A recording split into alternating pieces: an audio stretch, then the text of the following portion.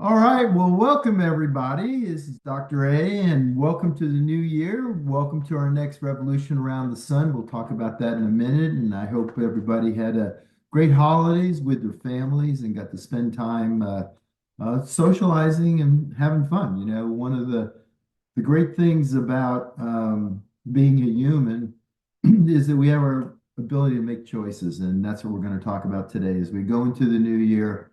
Am I aware of what's going on? The Conscious Forum is a place where we can interact, spend time together. I love it because, opportunity. I do a little teaching in the beginning and kind of set up, and then you guys then explore how things are working for you, your feedback, and that's how we continue to grow and work at what I like to say is the human experience because in our world, I mean, AI has gone just crazy. Technology continues to advance, and yet human interaction, human condition, I like to call it human transformational technology, kind of lags behind. And so this is our way of coming together as a group and spending time, and hopefully we'll expand that this year. I have a new book coming out, going to be launched on the 18th of January. I've been working hard on. But as I go through and look at what we can do to help each other is a bunch. And so I'm going to open up the forum now and just kind of go over what the deal is. Consciousness is the state that refers to being aware, really being really present.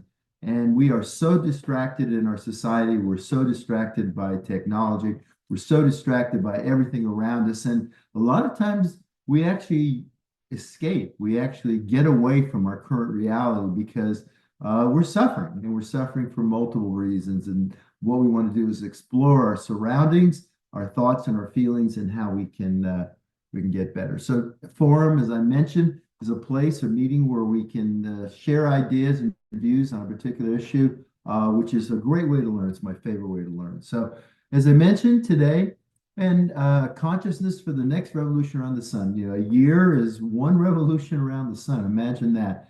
We revolve, our planet revolves. We see the moon come up, go down. We see the sun come up and go down. But we're in this big, huge revolution that takes 365 days most years.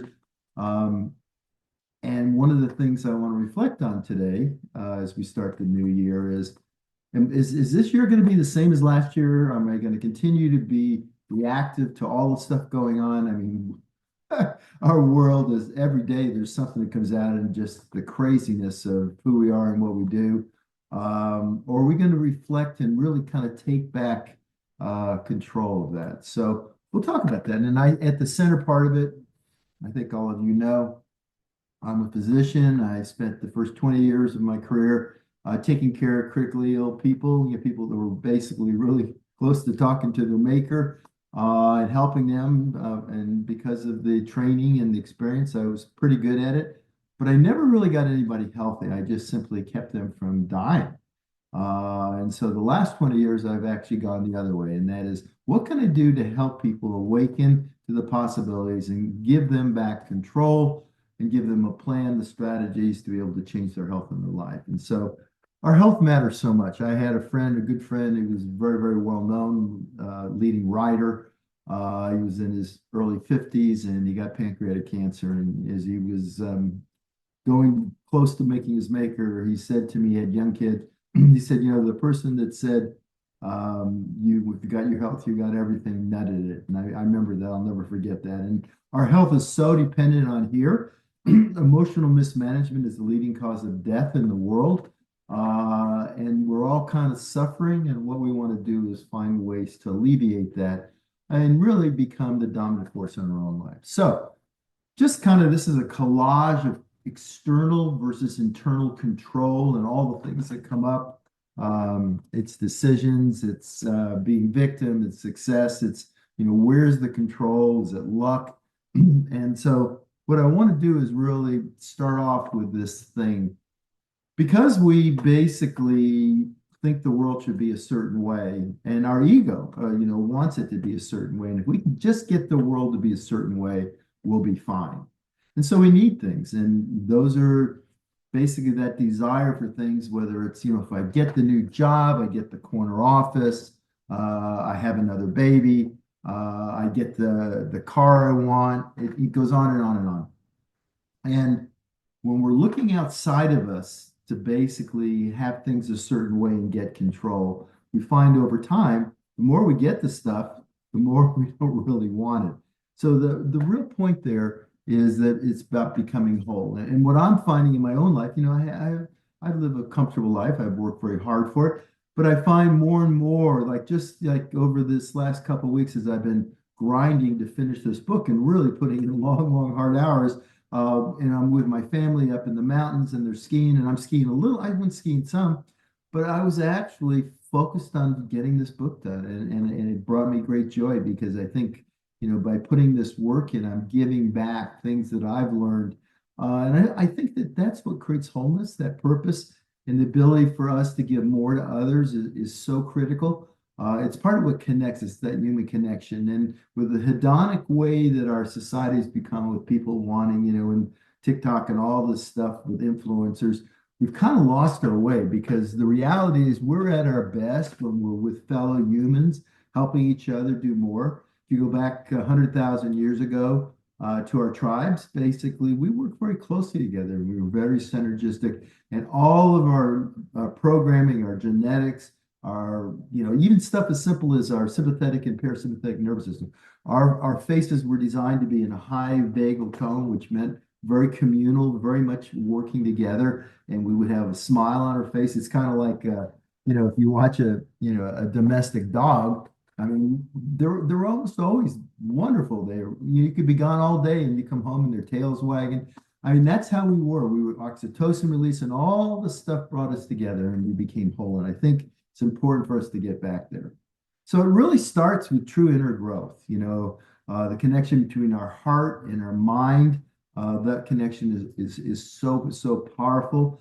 And it starts with being aware, really being conscious of what's going on around us, getting to the point where we can self-manage ourselves and we can self-regulate and basically then forward and be there with others. So we're going to talk a little bit more about that. So basically, when we lose control, it's because we give control away. The locus of control is either outside of us, and if it's outside of us, then we can play the role of the victim. And 95% of people in the world are in the drama triangle. They're the victim. This world's happening to them. We have a new president. This president's bad. The last one was good. Last one was bad. This one's good. I mean, it goes when we look outside for help. The inflation's there. She doesn't love me anymore. When we basically play the victim, we give away control. We give away the power, and we no longer are in control of our life. And so basically, it's really important to become that dominant force. And that's what we're going to talk about today, because it starts with awareness. Stuff's going to happen. They say every 5 seconds or so, some new event happens, something changes in our life, and we may be calm and collect. Boom, then something happens. We read something, someone interacts with us, we get a text, and all of a sudden it kind of sets us off.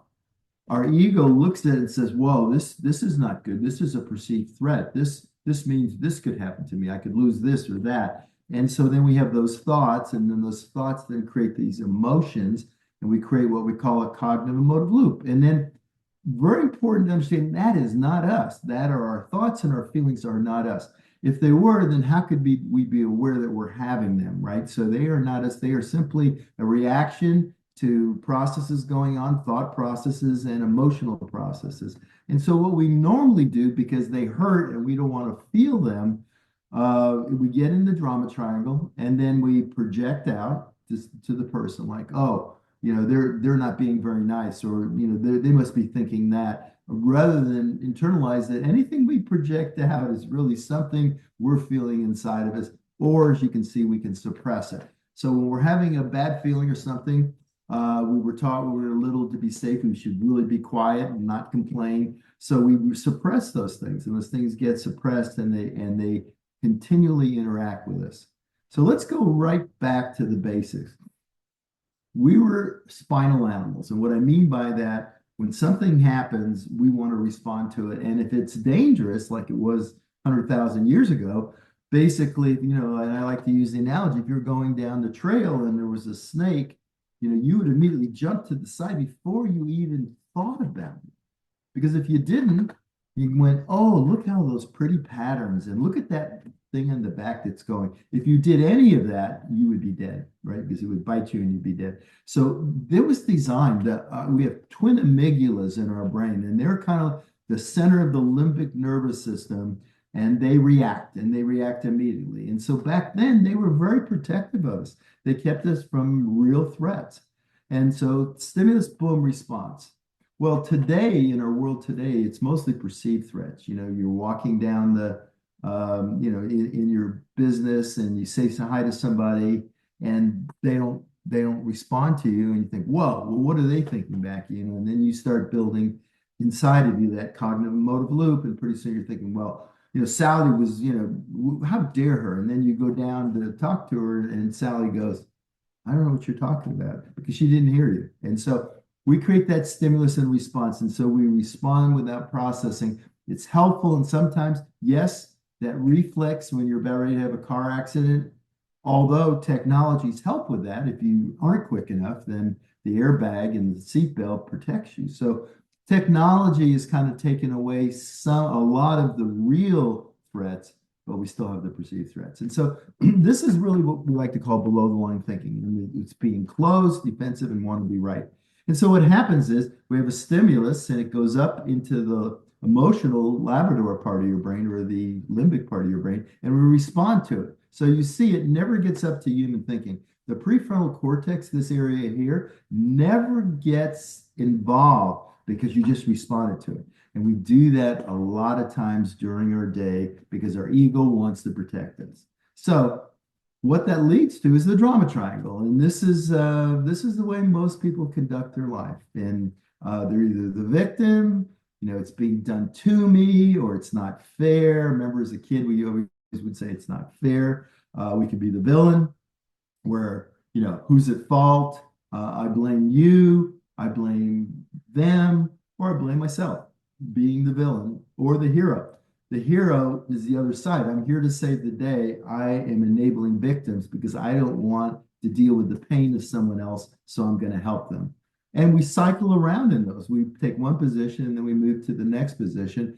And part of it is, and why people stay there, like the Jerry Springer show and stuff, is because they get juiced, they get adrenaline, they get buzzed and upset and angry or scared or mad or pissed off. And so they feel alive for that short period of time. But that release, all the epinephrine, norepinephrine, and the cortisol, all those things that are released that for temporarily make you feel good, they actually long term, that's the emotional mismanagement that leads to disease and to stress, to metabolic syndrome, to being overweight, to depression, because basically you use those transmitters and then they're gone. And then there's that lull of almost that depressive state. So none of these things are good. So we want to talk about how we get out of it.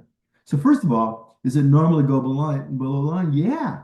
Yeah, it's normal because we're humans and we have lots of stuff that goes on. And I spent a lot of time working on it, but there were a couple of things like when I was out skiing with my girls, there are a couple of things that happened where someone cut in front and almost knocked me down or hurt one of my girls.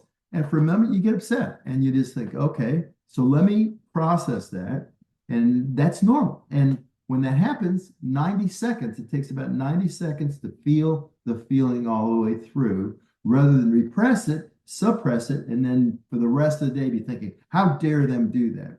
That serves no purpose. That's all cost and no benefit. So yes, it happens. And it's not about being above the line all the time. It's about recognizing when you're below the line and then clearing that, getting it taken care of. So kind of this is part of the coherence. We have a state of physiologic, of emotional, of cognitive, and of coherence between all three systems. So when you're in the flow or you're having a really great day, or you get off the phone and someone told you how much you helped them, and all of a sudden we kind of feel that resonance going on, right? And then we have the days when we say we're having a bad day, when we're out of sync, when things aren't just working right. It could be because we didn't sleep well. Sleep is so important, such a key ingredient in our health. If we don't sleep well, we have a bad night's sleep. It could be because we're kept up because we have a crying baby or a grandkid or a sick child at home. It could be because we have a deadline for something.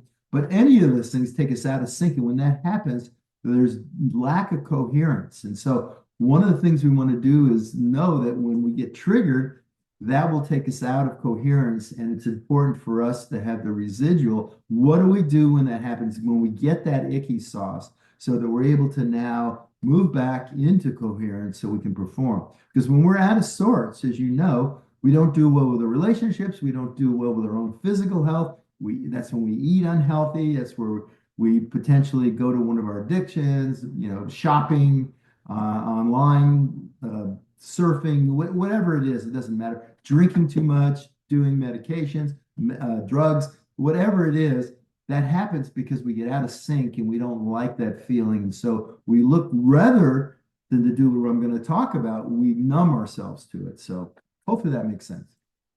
So really, this is a major aha moment for all of us. Our emotions are generated when our core energy gets blocked and it produces a negative feeling. So let me show you a picture of that. So you have pure energy. We have this resonance. Like I said, you're watching a beautiful sunset with a loved one. You go around the corner and there's a cloud formation. Your grandkid or your child comes up and gives you a big hug and tells you how much they love you. And we have all this good energy. But then and we're in flow, and life is beautiful, right? But then we have a blockage. We have this stuff that we've stored inside of, stuff that triggers us. It can be anything. It's usually from our childhood, but it doesn't really matter. But there's a lot of stuff in there that are basically blocked energy that's there, that's been suppressed. It's like coils that have been pushed down, and they're down inside of it, and they're just looking to be triggered. And you may not even know why you're triggered, but then basically that blockage causes you to have this sensation and this negative feeling. And those are all just reactive behaviors. And we have control over it, becoming the dominant force in your life. I talk about that all the time. It is so critical. I was coming back last night. My flight was delayed 3 different times. I'm the deadline to get this book done. And basically, then I get in. I'm waiting for my luggage, and I'm waiting an hour. And I was hoping, I actually had an Uber I was taking back to my place, which is 2 hours away. I'm already late. It's already very late, and I have all these deadlines. And I'm standing there and waiting for the luggage. And actually, I just got my computer out and I'm doing some edits, because what else am I going to do? Sit there and get progressively more upset? It's either going to come or it's not going to come. Now, the worst part is my driver goes, well, we're still good unless they close the gate for the entrance where the luggage comes out. And sure enough, 10 minutes later, the gate gets closed. And he goes, well, it looks like your luggage isn't here. And so I got to go over to the little office there. And I go in there, and there's a guy there. And I go, yep, so I need you. He goes, oh, yeah, we'll take care. And he was a really nice guy. You could tell he'd been through, the holidays. He's been working really hard with all the problems. People yell. He was really nice. And we had a playful conversation. And bottom line is, they gave me a tag, and I gave him my little strip of my piece of luggage. And I just left it. And rather than getting upset about it, I bottom line got in the car and just started working away. And actually, the driver says, wow, you really handled that well. And I'm thinking to myself, what I could have taken that hour and gotten more festered, more upset, and it would have served nothing. And instead, I used it, got some work done, and then moved on. And then for the next 2 hours, I worked on the way in the car. But the point is, we have the opportunity to intervene and not get triggered by that stuff. So how do we move forward? Most people basically, they sit and they go into the victim mode. They put their head down and they feel sorry for themselves. What we want to do, what I hope that you'll come out of this, is saying, this year, this revolution around the sun, I'm going to organize my life around what matters, and I'm going to take the full locus of control. My friend Jim Defner talks about it as radical responsibility. I am in charge. And as me being in charge, I'm going to organize my life around what matters most, and I'm going to move forward this year. Figure out what are the things I really want, not the things I think I get. What are the things that I really want? And I'm not talking about having a house on the edge. I'm talking about being in control, creating better health, making better health choices, making better choices in what I do, making sure I'm not let people distract me, making sure that I want to lead from that future that I want, and then organize it so it informs me every day to make the choices and say no to the things that don't move me to where I want to go and say yes to the things that do. So how do we do that? How do we regain it? Well, it starts with being aware and regaining our thinking brain, you know. So I created this many years ago, and it's so helpful. Stop, challenge, and choose. You're going to have listen and just practice this just today. Just decide that, you know what, I'm going to become the dominant force. And today, when I feel that icky sauce, when someone's starting to trigger me, if something, it could be an event, it could be something you're watching on TV, something someone says, it could be out in traffic doing your shopping, it could be paying your bill, whatever it is. When you start to feel that icky sauce, stop in your tracks, recognize and challenge, why am I feeling this way? What is really going on here? Is it real or perceived? And then choose a different outcome. So, you know, you're upset, your boss comes and says, well, you know, you were off for 10 days over the holidays. I want you to get you need to have this done by the end of the week. And they're not that nice to you. And you look and say, what are you going to say? So you say, okay. And then rather than because you're getting upset, grabbing because you have chocolate or your neighbor, you can go in the what do you call it, the lunchroom, and you can grab some chocolate or get something self-soothing. Instead, you say, you know what? I'm going to take some deep breaths. I'm going to go outside for a little walk, unless you're up north right now and it's freezing. So instead, go to the water fountain, take a walk around the inside, go up and down the stairs, do something, let it out, let that energy relieve it. I'm pissed. Okay, great. Be pissed for 90 seconds, relieve it, and then say, you know what? That doesn't serve me. And then go back and decide, okay, now how am I going to get this done? That's regaining. If you look on the right side, that's where we're not letting the Labrador brain take over and reacting in a responsive, unresponsive way where we're getting someone pissed at us, we're upset with the relationship, or we do something self-sabotaging like grabbing food out of the refrigerator or eating something that's not good for us. So instead, we're basically stop challenging and choosing the outcome we want. So this is what it looks like, right? So instead, we're responding in a way because we've let that, you know, and it's there. Like I said, you're below the line for a minute there. You're upset, but rather than letting it take over, right, and now immerse you in this anger, rage, sad, whatever it is, you've now felt that feeling, and now you're going on to choose what you need to get done in that situation. Okay. So, about building emotional agility, it's taking back control, it's becoming the dominant force, it's going from the survival contracted state, which we talked about, to this new creative, expansive state, the state of empowerment. Like, bottom line is, rather than being the victim, I'm the dominant force, I'm the creator, I'm in charge of what happens in my life, and I'm going to create my new story. This year, 2025, there's going to be a new story. I'm going to respond differently. I'm going to break the patterns. You know, you're not going to be perfect at it. It's going to the you know, I like to call it, it's going to the mental gym. It's the emotional gym. It's starting to sense, put that lab coat and your goggles on and start looking a bit. And then when something does happen, because some of it's going to slip by because it's just your pattern and your routine, you're going to look back, take a moment and reflect on it. What triggered me? Why did that happen? And then start becoming that dominant force. So moving from the victim to the creator, or moving from the villain to the challenger, where, you know, I'm open and curious to learn why that happened rather than blaming, you know, I hear it all the time. Well, you know, that's who did it or didn't do it. I honestly, and it happened during our time together, you know, with the girls and their friends and stuff, you know, they'll be like, well, you know, it's not my fault. And I've said, I'm not interested in putting blame, who did this or what did. The emotional technology that allows us to grow is what happened. Okay. What was missing? What should happen? I should have made that call. We should have left earlier. That's why we're late. And then what's next? How do I do it better? And that becomes a very constructive, that's called upset technology, that allows you to move forward and really start taking control. And then the last, rather than being the hero, be the coach.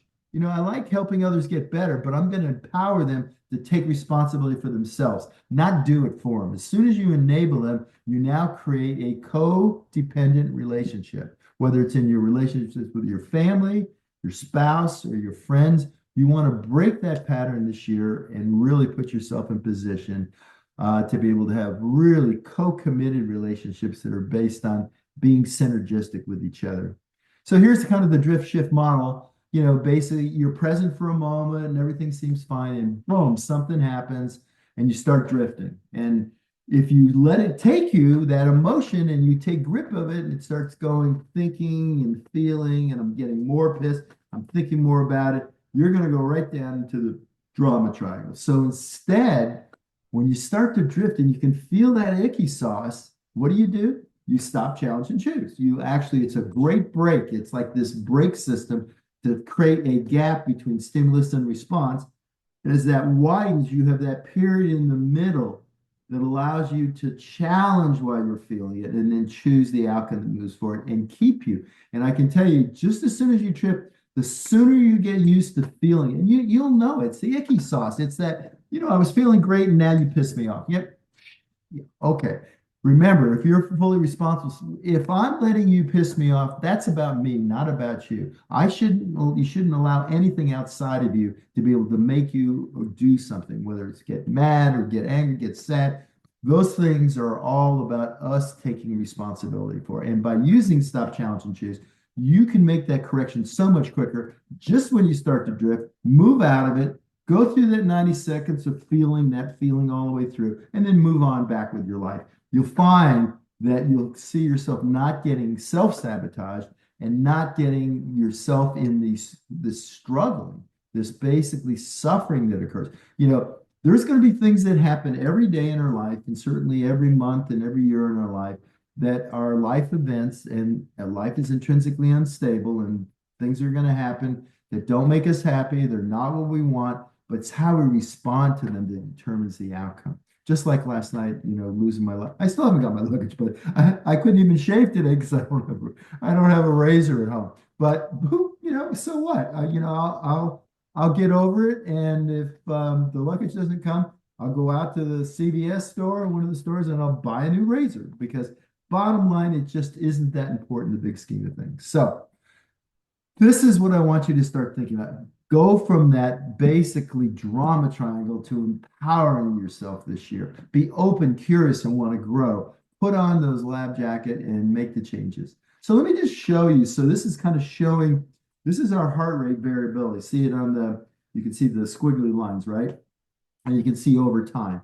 So bottom line is, we start getting the icky sauce. See, it starts happening and our heart rate goes up, because remember, 10,000 years ago, it functioned very well for you. Boom, you jumped off and you either ran away from that snake, you froze, or you basically fought if you thought you could win. I mean, that wouldn't be a good thing unless you had a big old club. But the point is, your body is getting ready to respond instantaneously to get you the heck out of there, release epinephrine, norm, all those things, cortisol, to have you feel really strong, and boom, move out of the situation. It's like when you hear about people lifting a car, someone, car falls on them or something falls down, and they can lift up way beyond, because our body's designed to do that. But when it happens multiple times a day with these stimulations, it's so bad for us. So you can see our heart rate goes up, and all you need to do is shift to appreciation that, what, this is happening. It's happening for a reason. It's outside of my control, but how can I respond in a way? So it becomes almost like a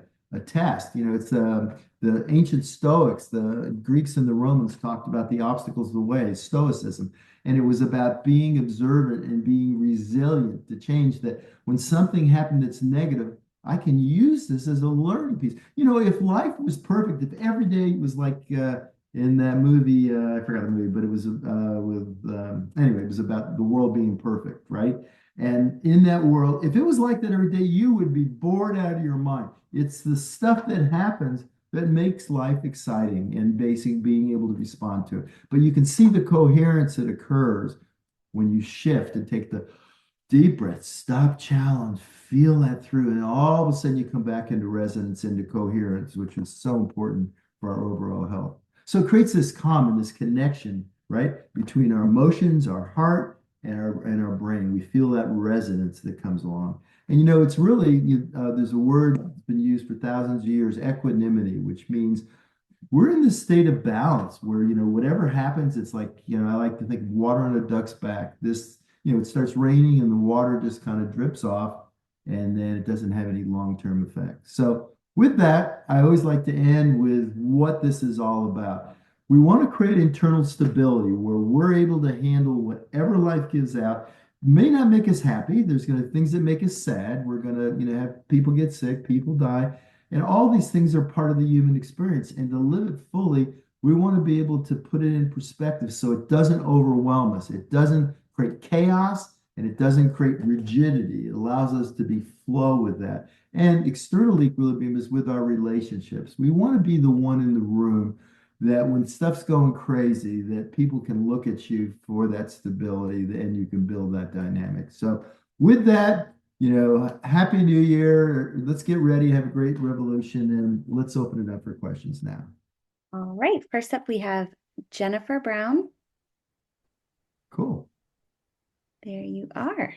Happy New Year, Dr. A. Happy New Year. How are you? I'm good. So grateful for you and your continued pouring into us as we learn and grow and become that dominant force. My question today in relation to your topic, I think I shared with you on a conscious forum about a year and a half ago, 2 years ago, that I had a traumatic event in watching my kids get hit by a drunk driver, and just what it did psychologically. And I've had to still continue to work a lot on that because I feel like the last couple of years I've kind of just been on the verge of almost always wanting to cry. Separate from that, I had the pleasure, 5, 6 years ago, of working with Helen and doing the whole TLDP program, the Transformational Leadership Development Program. And what you're talking about today, we worked so intensely on recognizing the planets and the point of views that we're receiving all this information. And I'm so grateful because I think I have come such a long way in that and finding that equanimity and not reacting. I can really see, especially with my family and really close relationships, where the things I remember that used to trigger me and I would go below the line, being able to see that so quickly now. And I just feel like I live here. But my question today is, a thought I've been having lately and noticing is, have I gotten so good at so good at just kind of that balance that I don't know how to phrase this. That you don't feel, that you don't Part of feel? me feels like I'm a little numb. Yeah. Like I'm a little like not as I don't know, and I'm a fairly joyful person, just a natural, but so part of me wonders, am I not wanting to feel because I still maybe feel a little some of the underlying just sadness or feelings inside about the trauma? But also, is it just that I'm like, nothing's phasing me? It's all good, whatever. But I've kind of noticed that maybe some of that joy is out. And so I'm like, is this equanimity or is this something else going on? Does that make sense? Yeah, it makes great sense. And you actually touched on, I was going to stop you, but I wanted you to finish. Like 3 minutes ago in the conversation, you said, I felt like crying, but I didn't. And I caught right up on that. So yeah, you're actually blocking, you're repressing. There's a big difference, okay? Mm. And so, bottom line is, the trauma of the accident is real, and it should make you sad, and you should cry, and you should, just like, I lost my wife, several years ago now, and there's times when, I'll have a memory, or my girls and I were together over the holidays, and we have and then we turn it into laughter, or how silly she would be. But there's a sense where you feel sad, and you want to make sure you feel those feelings all the way through. So that's what I think you need to make sure, Jennifer, is that, oh, I can handle it. See, that's your ego. I want to be really clear. That's your ego. That's your ego saying, hey, I can handle. And actually, even what you discussed, you said, well, I'm so good at this now. it's not about getting good about it. It's about being fully present. And when you're fully present, you actually should feel those things incredibly more intensely. They shouldn't be numb. They should be more and more. Now, everyday silly, stupid things, yeah, those things, they shouldn't bother you. They're because they're not an important part of life. Everybody gets up, and if you know the people that have not done any work and they're fully unconscious, they'll get up and either your friends and they'll have a conversation and they'll pretty much tell you their whole day. Oh, I got up, I spilled some milk on in the refrigerator and that, and they'll go with all this stuff thinking they're center of the universe. And, you just don't spend any time on those little things anymore because they're not important. But the big things, the things are that it's easier, just so you know, it's easier to repress them and to numb yourself to them. And it doesn't have to be with alcohol or, distraction. It can be yourself where you say, okay, well, I get this. I'm not going to let that bother me when it actually does bother you. So I think the more important thing is get back to the very root of it, which is being aware and awake and present to the moment. Yeah, because actually, I can sense inside of you right now. So you're about ready to cry. No, I know it, and that's good because what you're doing is you've gotten so good at understanding this technology that you've used it. Your ego has used it to weaponize it to keep you from having to experience these things. Listen, we are humans. We are the humans experience. So you're getting me sad. Not sad, but just feeling I can feel you're suffering. You're suffering inside. And you're trying to be the big girl. And I'm not I'm not a psychotherapist. I'm just a fellow human. And if you need help from that, then go get it because that's not what I do. I'm just simply sharing some of my observations. And that is that your ego, see what happened is your ego kidnapped you. It basically kidnapped you and said, yeah, she's trying to be conscious and do all this stuff, but you know That's what? I got to figure it out. I'll just tell her how good she is at this now and how nothing bothers me. And that's what you're doing is actually separating where your ego's taking back control of you. Does that make sense? It does. Thank you. Yeah. Appreciate you. Okay. Right. Next up, we have Terry. Hi, I'm gonna Hi. start my video. There you Hi, are. Hey, Tara, how are you? good. How are you? Happy New Year. Happy New Year. I am brand new. I have yet to actually make it to fat burn. I think I've started over 10 times. So you were just talking to her about consciousness, and obviously I need to hear about tips on willpower because Well, first of all, let's talk about that, okay? Because willpower, okay, willpower is discipline. Discipline requires a whole bunch of stuff in order for it to be strong. What you're really talking about is your standards, it's your identity of who you are, right? So until you make a decision, if it's external to you and the theory or the thought of getting healthier is there, but when you go to do it, you keep self-sabotaging yourself, then you're not really committed to being healthy. So you have to ask yourself. So it really starts with that. It's not like it's not like I can give you 10 tips to make you stronger mentally. How do you get stronger is you become connected to reality. And once you understand reality, so in your reality, so you said, it sounds like you wanted to lose some weight, right? I have 10 pounds that I just over and over and over. And But why do you want to lose 10 pounds? it's vanity. I'm turning 70. I go to water aerobics almost every day. I'm in a swimsuit in a crowd. I know that a lot of the people here have lost a lot of weight, and I've been like watching, thinking, well, if they can do that, if they can lose 100 pounds, 200 pounds, I need to get my willpower or get in the right space to be able to lose 10 pounds. I mean, I'm 10 Yeah. pounds. Okay, It so shouldn't be here, that hard. okay, so are you ready for this? You listening to me? So first of all, they can't get you to lose 10 pounds. None of them. I don't care if the person lost 500 pounds. They can't get you that 500-pound weight loss. That's a tremendous story for them. That can't help. That doesn't help you. What helps you is deciding, are you committed to losing 10 pounds? If 10 pounds is important, listen, we all enjoy being complimented. It's who we are as humans. We want to, we look at our primordial survival needs. One of them is belonging. And when we're accepted, then we're belonging. So if you look back all the way back 100,000 years ago into our history, we wanted to be accepted and belonged. And so we wanted approval. We wanted those things because it kept us safe. Okay.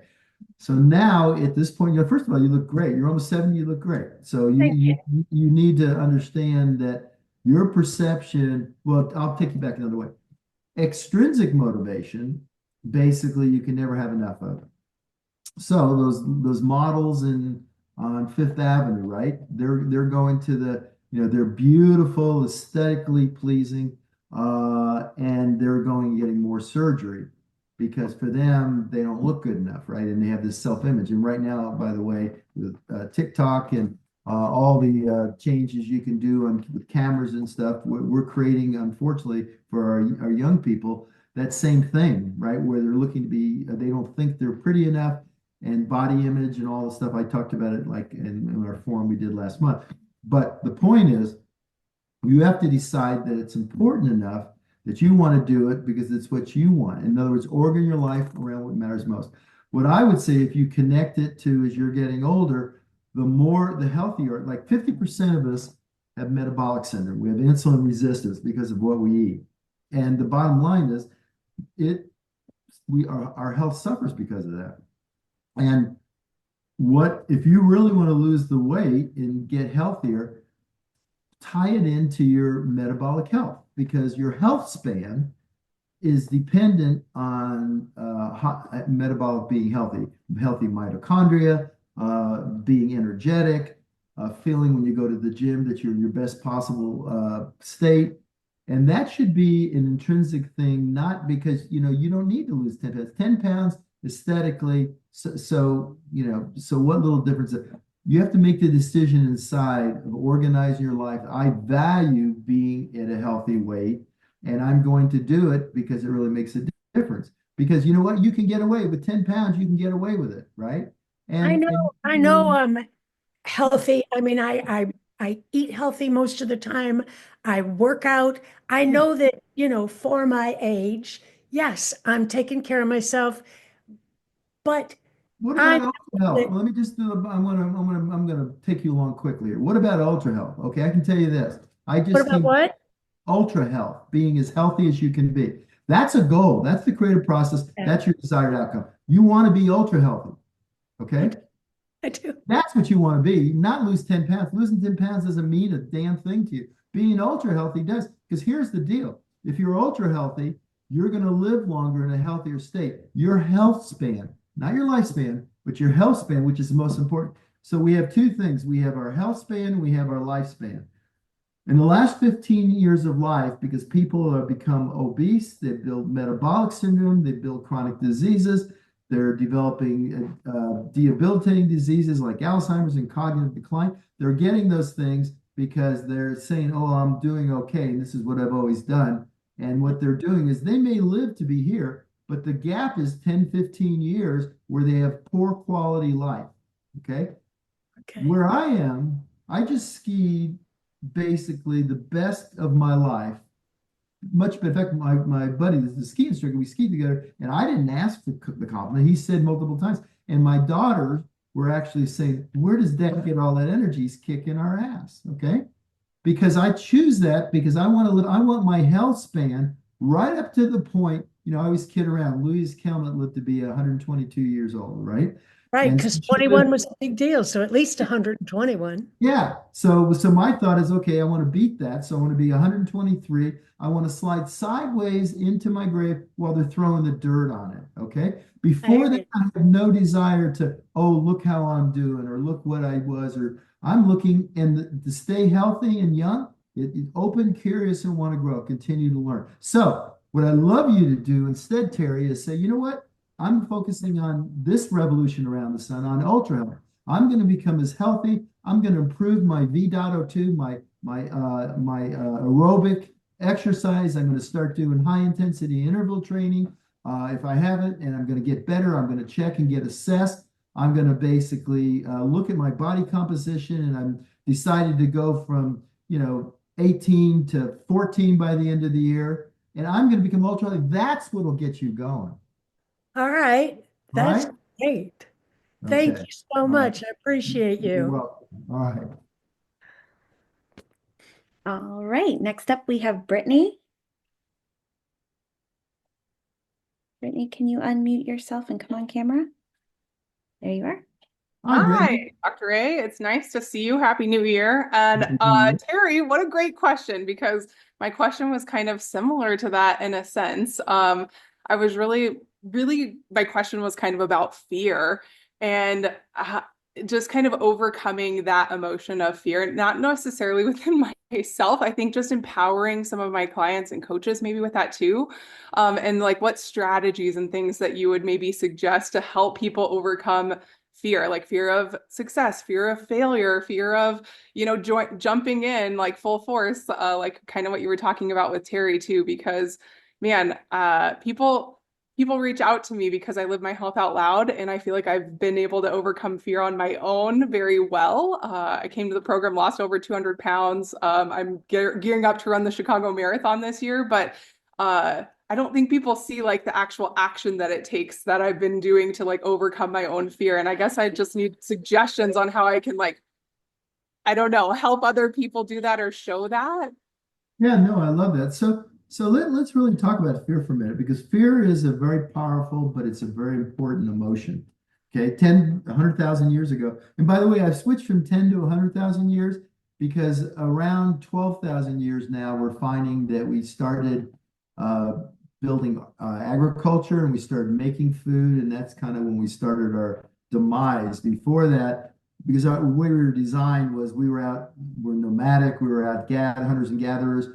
We had to work very hard. We were very active and social. So 100,000 years ago, that's where our program occurred. Fear, just like I talked about with the rattlesnake, is an important part of survival, right?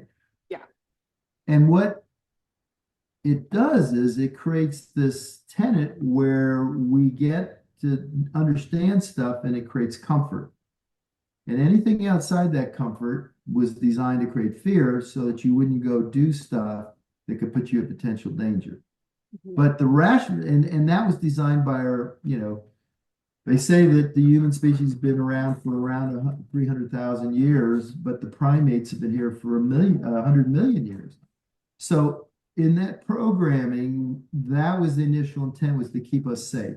And, took the girls and went gorilla trekking up in Rwanda a couple of years ago, and they are living like they did 100,000 years, 100 million years, 150 million years ago. They're hanging out together, and it's pretty much this same environment they've been in forever, right? And that environment, now, they don't have the ability to adapt, so if it's taken away from them, they're going to be gone like the dinosaur.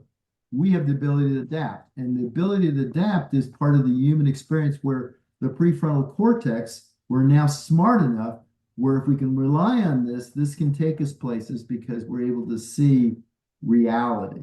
Okay. So for you being what you do, you cannot project that onto anybody else. That's your deal. That's your thing. We as humans have to understand that most people, that fear factor, which is simply nothing more than staying in a comfortable spot where there aren't a lot of variables, right? And so, and by the way, things as simple as being overweight serve people, and I'll take just an extreme just for a minute, but, if you were abused as a child, a lot of young kids, they specifically gained the weight to protect them from further abuse. So there's multiple, but what I'm saying is there's a lot of reasons things happen. There's only one path out. And that path is to awaken, become present, and then make the decision that this is where I want to go. So taking back control, helping them understand what that means, not as a coach, not enabling them, not being the hero, which is so easy for us because we love people. I mean, sometimes my kid, I mean, like, my girls, when there was a couple things going on that needed to be done around when we were out in the skiing, they had to do them. They kind of looked and thought, well, Dad, will you do? No, I'm not doing it. I'm sitting here writing a book. You are on playtime. You take care of it, right? And that's me empowering them to be successful. And then after they do it, then they feel good about it. So that's one of the catch-22s of being a coach, is that your job is not to do it for them. Your job is not to tell them all the great things that you do. Your job is to help empower them to have small little gains to build self-efficacy so that they can become better. Does that make sense? Yeah, I mean, and it's just a challenge because I do have a lot of people that reach out to me that have big weight loss goals like I did because they've seen my story. And I'm like, like to piggyback off of Terry, it wasn't a willpower thing. I had really big discipline, right? And I had really big goals. I wanted to be healthy. I wanted to come off medications, all of those things. And I try to like empower those clients that are coming to me with really big weight loss goals, like 100+ pounds to lose, to kind of think about that why as well. But I also don't want to be the hero either, right? Yeah, And right. Well, and here's the other part of it. I'm not, when I say it's what you're about is not what they're about. What you're about is you are an example, and what you're an example of is that this can be done. Okay, so that's validation. In the world we live in, where athletes and stuff get on TV and they endorse a product and they've never even used it. Your endorsement is that you have pictures of showing you before and after. So yeah. You are a great empowerment that it can be done. In other words, predictable transformation. That is what the whole system that I created over the last 25 years is, including the new Prescription for Life, the new book. It's about predictable transformation. There's nothing in there where I discovered Dr. A's magic formula. If you take this pill, you're going to get healthy. I'm simply taking the body of information for people that are successful. And when I started 20+ years ago, I went to the National Weight Control Registry, which was just a place where people that had been successful at losing weight came, and then the scientists took the information, found the common factors that they had in common that could actually help that happen, which then becomes science, which is like a hypothesis where we do this and it reproduces that result. And so for you, you're this bastion, this light that it can be done. Now, it's not, oh, this is what I didn't do. Here's the system that is the common predictable things that, running a marathon is down the path for somebody that's 300 pounds overweight. Their marathon is hoping they can go down the stairs and without getting short of breath. So it's about awakening them in little baby steps to the point where they want to move forward, but they've got to become the dominant force in their own life. You're there, and this other thing about belief, they don't need to believe they can do it. They've seen you do it, and you're now empowering that, I understand, I have the experience, I have the system, I have the tools, and I can help you, and I know you can do it, right? You're transferring your belief in them as a fellow human, which we all have, and you're then moving them forward in baby steps, right? And so, there is a book by what's his name, Hardy, about the Gain the Gap, right? Benjamin. And the bottom line is the gap is this: if you're 300 pounds overweight and we are here right here, 300 pounds is a lot and a lot of weight, and that's a huge gap. So the chasm is this big. All you want to do is say, okay, over the next month, we're going to turn off your insulin response because you're going to eat healthy. We're going to use some fuelings. We're basically going to do this systematically throughout the day. We're going to avoid, you're not going to do any of that processed food. And we're going to look and see. And basically, then we're going to start adding little baby micro habits as you go along. And then at the end of the week, when they've lost 1, 2, 3, whatever pounds, you're going to celebrate that and say, okay, this is the gain. The gain is I just lost 3 pounds. There's much more to go, but we're focusing on what's in front of us. You know, a lot of marathon runners, just as advice, they go out and they'll use something like telephone poles or power poles, and that are like, you know, so far apart, and then they'll look at them, and especially at the point when they're getting towards exhaustion, they'll look at just the next one. You know, just kind of like, you know, starting to do weight resistance training. You go as hard as you can until you can't go anymore, right? And just because it's a little bit more, it allows you to expand your potential. And that's what the gain is about. It's about taking these people, not scaring the hell out of them and saying, yeah, you're gonna lose 300 pounds. No, let's focus on this week. Make sure we're eating healthy. Let's make sure that we're not taking anything in our body that's going to stimulate our insulin. You know, insulin basically stimulates your hunger, right? So we're not going to eat any Pop-Tarts today. And we're not going to do it because we have great discipline. We're not doing it. We're not going to do it because you've explained to them, as soon as you do that, you have all these hormones in your body that are very hard to regulate. And you know what? Do you need the GLP-1 drugs? Maybe if you failed many times and you have such a strong addiction and you've gone to basically the susceptibility index that I wrote the questionnaire on, and you're highly susceptible, yeah, they might be here, but they're not something that we're going to then become your thing outside of that's going to fix you. They are simply a tool we're going to use to help suppress that strong desire, to give you a little bit more control while you're learning to eat healthy. Does that make sense? Yeah, that makes so much sense. That's And your, that's your I think job. it's taking me back to when I very first started too, because I never had a goal of losing 200 pounds. My goal was 50, right? It was like I started Yeah. small. So thank you. Yeah, and yeah, what you did is you took that huge gap and you took it down to what you thought was possible. You can't do. You cannot produce for them and give them so that they overcome their fear. They're going to have fear. What gets rid of fear is success. You know, I don't believe in made up affirmations either. Oh, I'm 100 pounds lighter. No, you're not. And if you say that, you're lying to your brain. Now, I can say that, you know what, I've made the commitment to stay on this and do this because I know where I really want to go. And the power of what I want to do with my life is more important than this little inconvenience, this getting out of my comfort zone. But what I'm really doing is, because what the real fear is, if I maintain being overweight and have basically extreme obesity, and my BMI is over 35, the facts are you're going to die early of an unhealthy death. If you want to be concerned, not fearful, but concerned, and you have complete control to change that. Does that make sense? That makes so much sense. Thank you so much, Dr. A. Yeah, you're welcome. So stay in that zone. That the zone you are is a guide, right? You're not a caretaker. You're not a hero. You are a guide with an amazing story, and congratulations on that. Thank you. Yep. Okay, we have just maybe time for one more. All right, next up we have Jackie. Hey, Jackie. There we go.